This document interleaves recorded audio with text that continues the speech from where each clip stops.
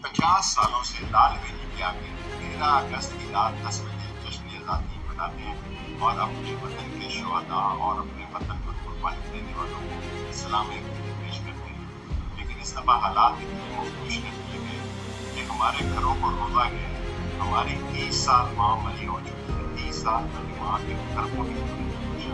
ہمارے ملازمین کو مارا گیا. ہمارے ملازمین کے بازو توڑے گئے. ہمارا گاڑیاں لے گئے. ہمارے گھڑیاں لے گئے.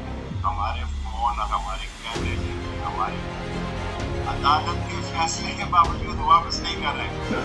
لیکن میں انشاءاللہ تعالیٰ قوم کو یہ بتانا چاہتا ہوں کہ نسلی ہوں اصلی ہوں اور راولپنڈی اور پاکستان کی عزت کی دوستی کو کبھی دعو نہیں ہوگا. امتحان کے وقت دوستوں کے ساتھ کھڑا ہوگا. عزت کی موت کو ترجیح دوں گا. آج انہوں نے ہمارا ملازم حنیف اپنی بیوی کو لے کے اڈے پر گئے. اس فیملی کو اٹھایا. معلوم نہیں تھانے جا کر چھوڑا. حنیف کو انہوں نے تھانہ بند کر دیا. اور اس ملازمین کے ساتھ زیادتی کر رہے ہیں. یا اللہ کے ہاتھ میں پکڑ میں آئے.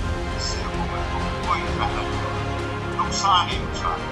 اور میں اپیل کرتا ہوں کہ حنیف اور اس کی فیملی کو فوری طور پر طلاق دیں. پاکستان زندہ باد. 13 اگست 14 اگست جشن